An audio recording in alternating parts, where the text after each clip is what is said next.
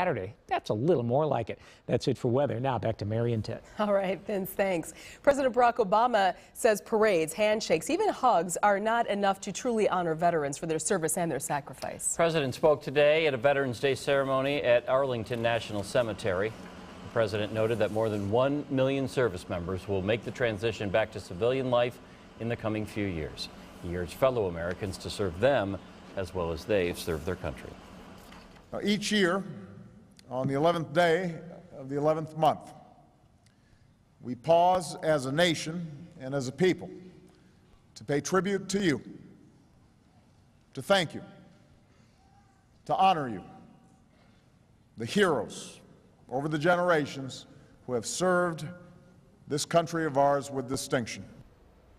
There were Veterans Day ceremonies all over our area today, too. And veterans have a message for anyone who could not make it to service in their honor. Fox 6's Ben Handelman explains making it up to them is pretty easy. It's a park not used much these days, but every Veterans Day, the motorcycles rumble in.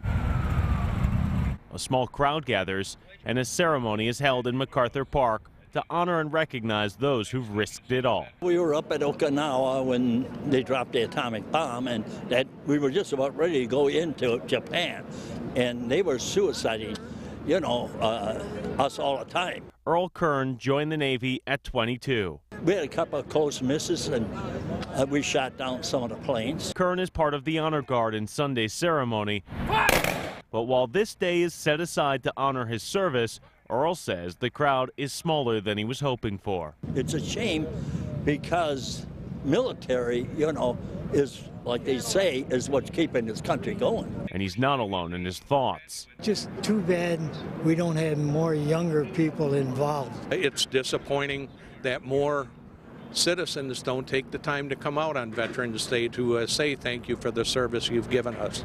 Wayne Jensen is the commander of the American Legion of Wisconsin. He says if you did not make it out to a ceremony Sunday, no problem. You can make it up. If you see a veteran, whether it be at an airport or out on the city street, if you recognize them as a veteran, a simple thank you is all they require. A thank you to honor those willing to risk their life for freedom. And if you can, they hope to see you in person at a ceremony next year. It's very sincerely meant, and it's very sincerely received. In Milwaukee, Ben Handelman, Fox 6 News. Ben, thank you. The search for one fugitive involves 3 states and at least 3 different victims.